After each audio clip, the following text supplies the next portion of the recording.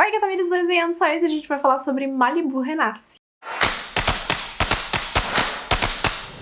Malibu Renasce é um lançamento de 2021 da autora Taylor Jenkins Reid, sai aqui no Brasil pela editora Paralela, selo da Companhia das Letras. É um lançamento quase simultâneo, né, da autora, porque a gente estava tendo aqui publicações e republicações de livros que já tinham sido lançados já havia um tempinho. Eu tenho resenha aqui no canal de Evelyn Hugo, Daisy Jones, Depois do Sim e Amores Verdadeiros. Dela também já li Em Outra Vida Talvez e Forever Interrupted. Acho que tá me faltando Evidence of the Affair, que é um conto que tem na Amazon. E é muito interessante poder ver a progressão dessa autora. Inclusive, eu acho que Malibu Renasce é um livro que mostra pra gente toda uma nova faceta da autora e talvez uma nova forma dela contar histórias. Nesse livro a gente vai acompanhar a história da família Riva, que se você já leu Daisy Jones ou já leu Evelyn Hugo principalmente, você conhece esse sobrenome, porque a gente conheceu Mickey Riva, que é o pai dessa família, nesses outros livros. Porém, se você não leu nenhum desses livros, você não vai se sentir perdido nem nada, porque essa é uma história específica sobre essa família. O que a gente tem são pequenos easter eggs dos outros livros e do que ele estava fazendo, né, ou dos aspectos da vida dele, mas são só pequenas menções, não vai fazer diferença se você não tiver lido. Se você tiver lido, vai ser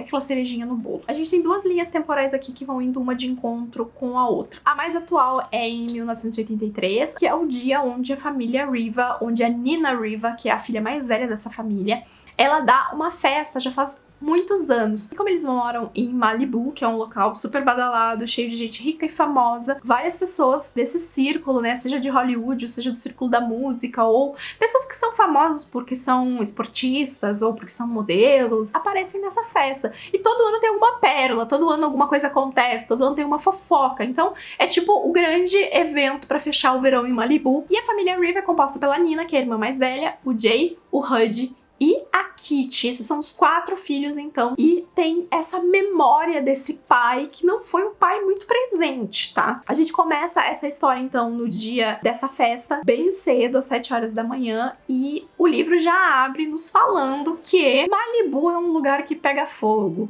Malibu é um local onde de tempos em tempos tem incêndios que devastam, porque é uma terra seca, porque é muito calor, por causa do vento, por causa das pessoas.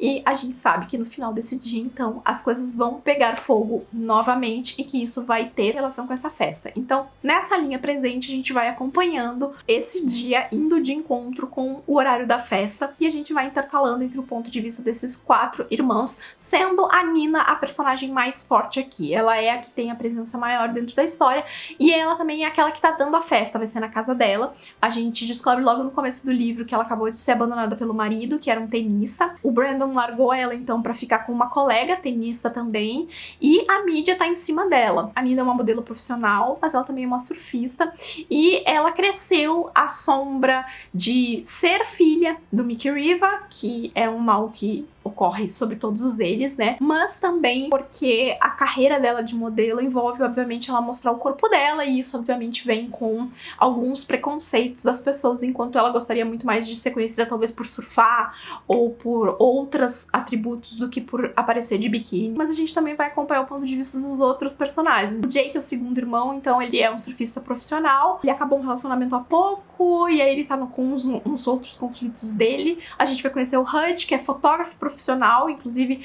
fotografa, faz fotos de surf e acompanha o irmão nessas competições, e o Hud tá metido numa encrenquinha saborosa. E a Kitty é a irmã mais nova, ela é aquela que ainda não se encontrou muito, que ainda se sente meio desajeitada, que todo mundo fica, ai, é fofinha e tal, mas ninguém olha pra ela aos olhos de enxergar quem ela é ou das coisas que ela gosta, porque ela, além de viver na sombra da família Riva, também vive na sombra dos irmãos mais velhos, que já constituíram uma carreira e tem uma personalidade mais enfática ou mais pública do que a Kitty tem em termos de se relacionar com as pessoas ou de receber algum tipo de crédito aqui. Em contrapartida, a gente volta para os anos 50, quando a gente começa a conhecer a história, então, do Mickey Riva e da June. A gente vai conhecer eles jovens, então, e a gente começa, através dos anos, a ir de encontro com a década de 80 e entender o que aconteceu com essa família e como as coisas chegaram num ponto onde esses 4 filhos não têm nenhum orgulho do pai, não tem contato, onde eles não se dão bem e onde as coisas estão tão fragmentadas, existe todo esse rancor. Então aos poucos a gente vai descobrindo a história dessa família, que é uma história triste, é uma história de abandono, é uma história de abuso emocional, de abuso de bebida alcoólica, é ver essas crianças tendo que crescer rápido demais, assumir responsabilidades que não eram delas. Então nessa década de 50 o Mickey Riva ele era apenas um aspirante a cantor, né, a músico, e a gente vai vendo então o desenvolvimento da relação dele com a June e as decisões que ele tomou com relação à família dele. Eu acho que esse é um livro que vai trabalhar diversos assuntos por diversos pontos, e essa é uma das coisas que eu gosto mais aqui. A autora descentralizou um pouco a história. Quando você lê a sinopse, parece que a história vai ser sobre o Mickey Riva. Quando você começa a ler, parece que a história vai ser sobre a Nina, mas aos poucos você vai vendo que na verdade a história é um entrelaço de vários personagens focados na família Riva. Diferente dos outros livros onde a gente tinha uma protagonista forte, central, que conduzia toda a história e passava pra gente a maior força dentro da trama, talvez com diferença de Daisy Jones, onde a gente vê a voz de todo mundo, mas a Daisy é a figura principal ainda assim. Aqui a gente tem um livro um pouco mais descentralizado. A gente conhece cada um desses irmãos, a gente entende onde cada um desses irmãos está posicionado na vida e quais são os conflitos atuais de cada um deles. E todos eles têm problemas, todos eles têm alguma coisa embaixo do tapete e a gente aos poucos vai percebendo que todas essas coisas devem ser o que vai culminar em algo acontecendo nessa festa. O legal do livro é que a gente passa essa primeira parte, assim, quando você chega na metade do livro, a festa já tá começando.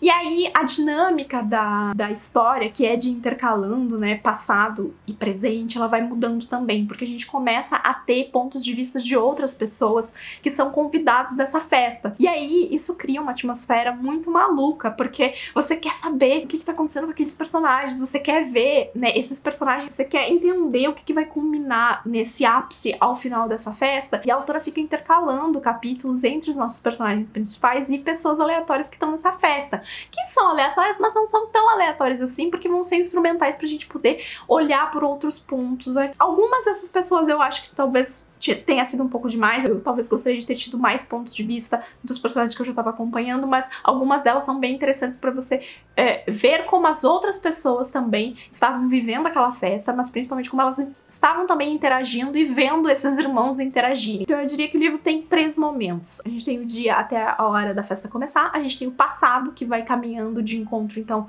com o ano em que a gente tá, e a gente tem o ato da festa, que é um ato grande e que os capítulos são menores também, e a gente vai mudando de pessoa pra pessoa, assim, que é muito dinâmica. A partir do momento que você chegar naquela parte, é muito difícil soltar o livro, porque você quer saber o que vai acontecer. Eu acho que diferente de Evelyn Hugo e de Daisy, esse livro trouxe as consequências da fama de uma outra forma. Ele trouxe as consequências da fama para as pessoas que ficam por trás da fama, para a família da pessoa que é super famosa, sabe? O quanto aquilo vai impactar, sabe? O quanto aquilo vai manchar a reputação, o quanto aquilo vai gerar algo pré-concebido, o quanto aquilo vai abrir ou fechar portas na vida dessas pessoas. E das responsabilidades que ficam para trás, do lado que normalmente fica escondido, porque são as pessoas que a gente não vê, são as pessoas que estão por trás das pessoas famosas, né? O resto, a dinâmica familiar.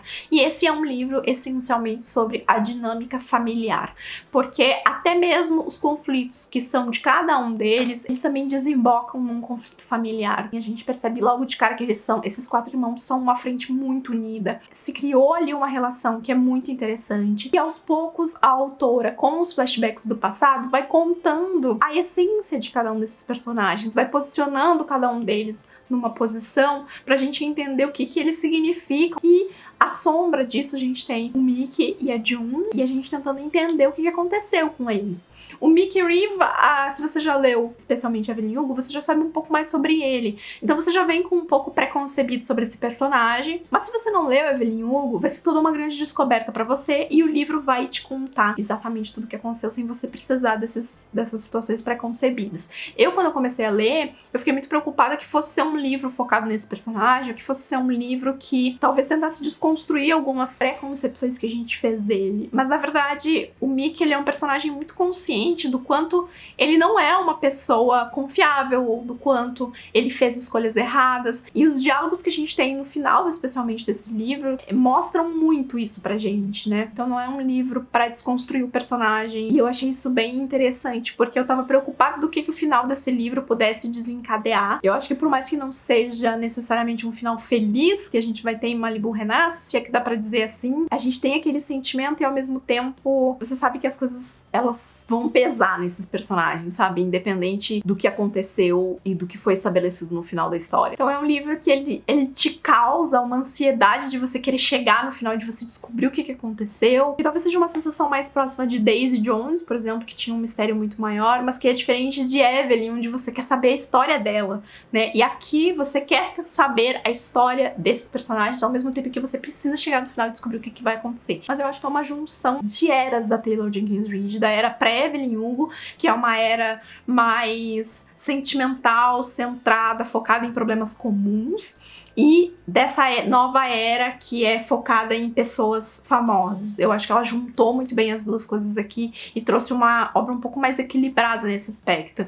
É a consequência da fama, mas de uma forma mais normal para as pessoas que estão vivendo no limite da normalidade, né? Eu gostei muito da Nina, eu acho que ela é uma personagem que ela tem uma proposta de encontrar quem ela é, que é diferente da proposta que eu iniciei. Quando eu demorei tempo dentro do livro para entender o que essa personagem precisava descobrir sobre ela mesma, ou entender sobre ela mesma. E quanto mais a gente vai descobrindo do presente e do passado, a gente vai juntando as peças dessa personagem. A Kitty, eu gostaria de ter visto um pouco mais. Eu achei que foi um pouco superficial. Eu gosto do arco do Hud, eu acho que é o arco mais melindroso ali. E o Jay, eu acho que faltou amarrar algumas coisas. Eu acho que foi o personagem que ficou mais solto, talvez, de todos eles, assim, porque a gente fica sabendo, talvez, acho que em segundo lugar, né, qual é a situação. A Kitty é a última personagem que a gente fica sabendo, né, qual é a questão dela dentro do livro, mas ele é um personagem que, por ele ser o segundo irmão mais velho, eu achei que ia ter um pouco mais de peso na história,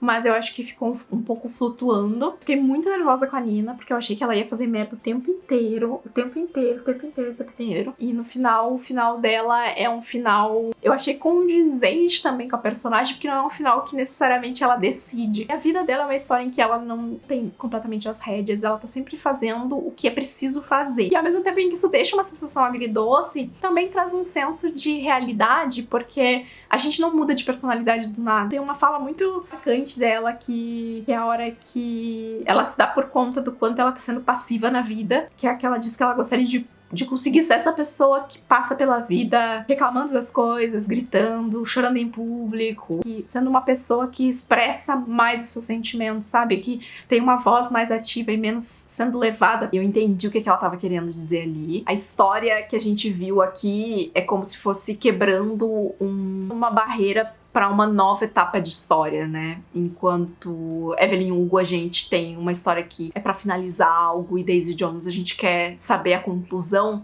Aqui é como se a gente abrisse uma porta para um novo começo, né, em Malibu Renasce. Então é uma história com uma pegada completamente diferente. A gente tem a vibe Malibu, vibe praia, a gente tem essa coisa de você carregar o legado da família, de você cometer os mesmos erros que a sua mãe cometeu, de você seguir a carreira que o seu pai escolheu, do quanto você se abre e se priva de oportunidades por decisões dos outros, né? Eu achei a história bem legal, eu terminei bastante emocionada. Pra mim não foi um livro 5 estrelas, eu ainda gosto mais de Evelyn Hugo, Daisy Jones, mas Malibu Renasce ficou em terceiro lugar agora pra mim. Eu acho que eu gostaria de ter tido um pouquinho mais de profundidade em alguns dos personagens, como eu contei pra vocês, e acho que o final podia ter tirado um pouco dos pontos de vista pra aprofundar um pouco mais as resoluções deles. A conversa do final eu achei muito boa, né? A reunião que eles têm muito boa.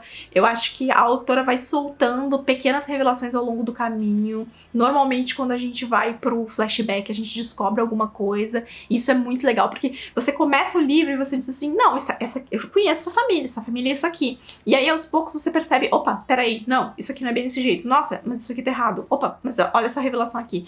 Então, ela vai intercalando as revelações entre o passado e o presente. Eu acho que isso deixa o livro movimentado e dinâmico. Se você gosta da autora, eu acho que é um bom livro. Se você não leu ainda Taylor Jenkins Reid, também pode ser um bom livro pra você começar.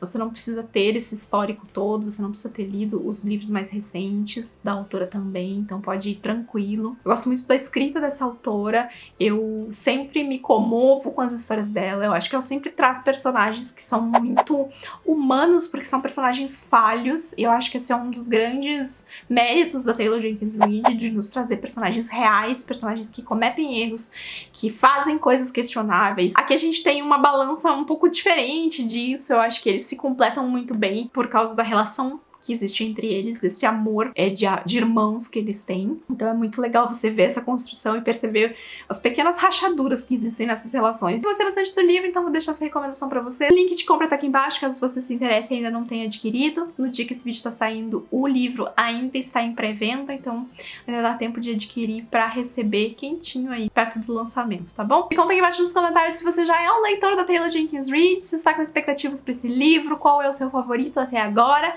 Não esquece de deixar o seu joinha pra me ajudar com a divulgação. Se inscreve aqui no canal se você é novo por aqui e a gente se vê no próximo vídeo. Tchau, tchau!